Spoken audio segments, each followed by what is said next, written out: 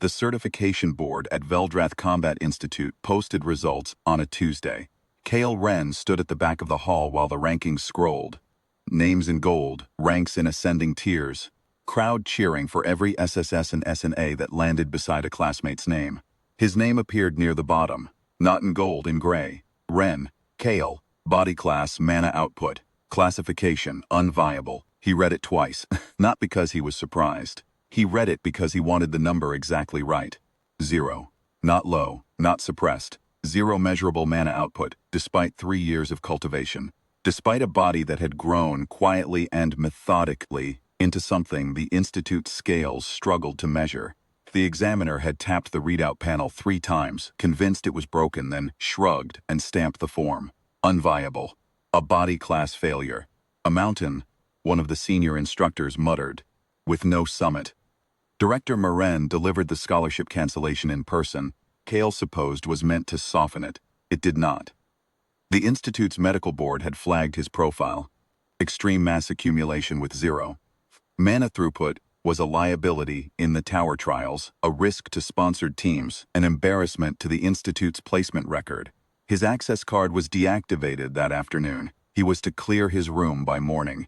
Issa found him in the training courtyard an hour later. He had been lifting. He was always lifting.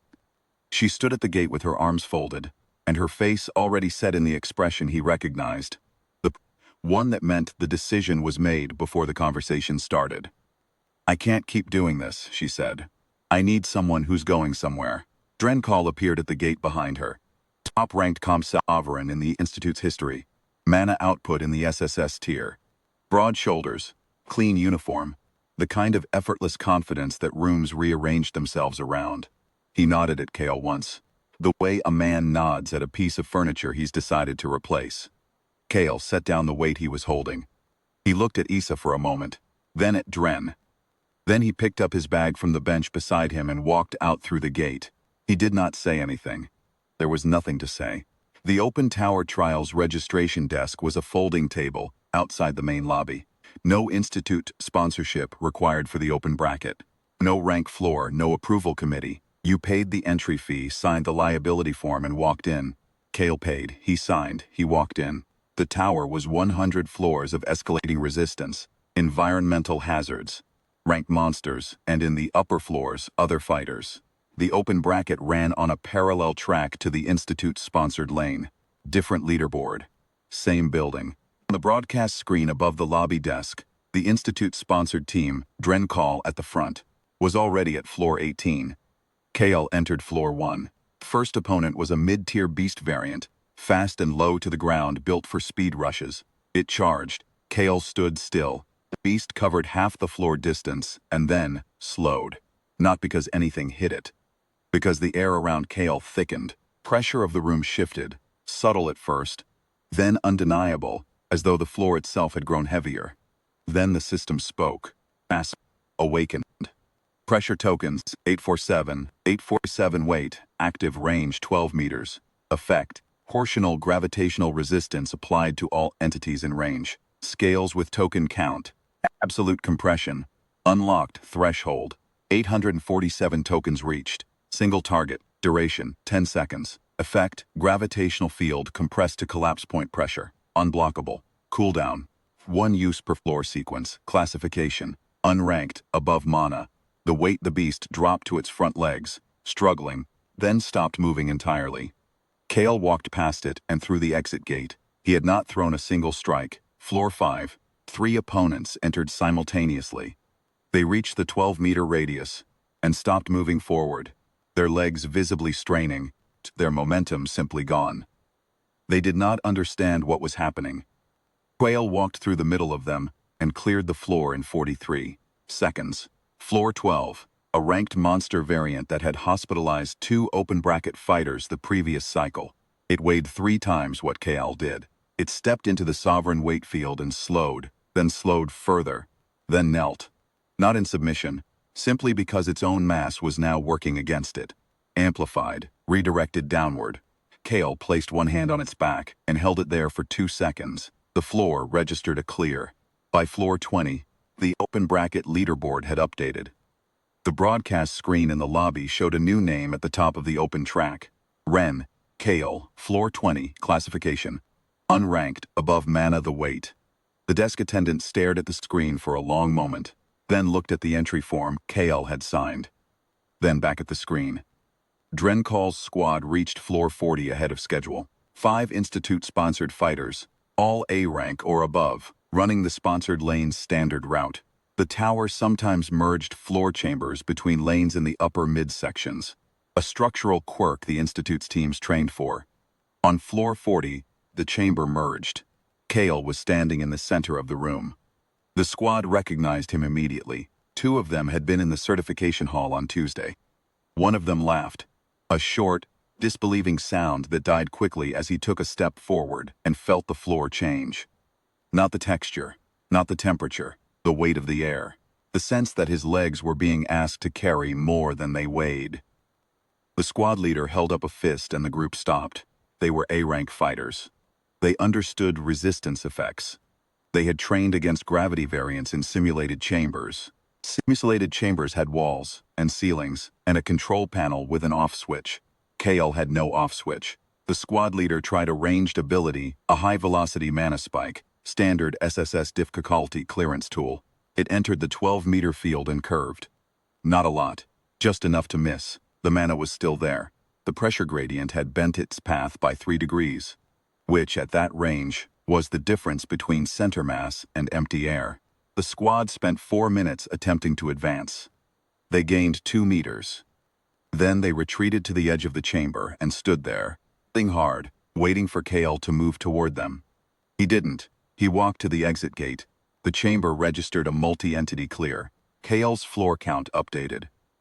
One of the squad members looked at the gate, then at the space where Kale had been standing. The weight in the room disappeared the moment he left. They did not follow him. Floor 60 had a broadcast node, standard for the high-mid section.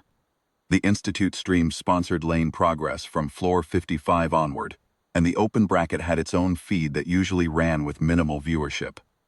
On the day Kale Ren reached floor 60, the open bracket feed had been climbing steadily for 40 floors. By the time the chamber doors opened, it had 400,000 concurrent viewers. Drenkal was already in the room. The lanes had merged again. He stood in the center, arms loose at his sides, mana already cycling, a faint gold shimmer along his forearms that meant he was running at full output. He had reviewed the floor 40 incident. He had adjusted. He was wearing a mana anchor brace on each wrist, experimental equipment designed to stabilize footing against gravitational variance. The Institute's technical team had sent it down to him via tower relay 30 minutes earlier. "I watched the footage," Dren said. "Gravity variance. I know how to work in it." Kale looked at the braces. Then at Dren he said nothing. "You're not ranked," Dren continued. "You don't have mana. Whatever that field is, it's a passive effect. You can't attack. You've never attacked. 60 floors and you haven't thrown a single strike." He took a step forward. The field hit him at 12 meters. He braced, leaned into it, the anchor system compensating. He gained ground. 3 meters. 4. "You're a wall," Dren said, still advancing 5 meters now. A wall with no summit, she was right. Waited until Dren was 6 meters away. Then he used absolute compression. Absolute compression, activated. Target, single entity in range. 10 seconds. It was not a push. It was not a shockwave. It was a localized collapse. The gravitational field around Drenkal compressed. Inward to a point, the air pressure around his body, equivalent to the weight of a structure no human frame was designed to stand under. The anchor braces shattered in the first second. Dren's knees hit the floor in the second. In the third second, he was flat, arms out, pressing against the stone with everything he had, and the stone was not moving, and neither was he. He stayed there for 10 seconds. Broadcast feed ran the full 10 seconds without commentary. 400,000 viewers watched the Institute's top-ranked combat sovereign lie. Flat on a tower floor, unable to move, under the gravity of a man the Institute had stamped unviable 4 days earlier. When the 10 seconds ended, Kale walked to the exit gate. Dren did not follow. He cleared floor 100 alone, at 11:14 in the morning, in a chamber that had not been solo cleared in the tower's 11-year operational history. The broadcast cut to a wide shot of the summit chamber, a vast stone hall, the boss variant already down, Kale standing near the far wall with his hands in his pockets and his breathing steady. The leaderboard updated. Ren, Kale, floor 100, unranked above Mana the weight.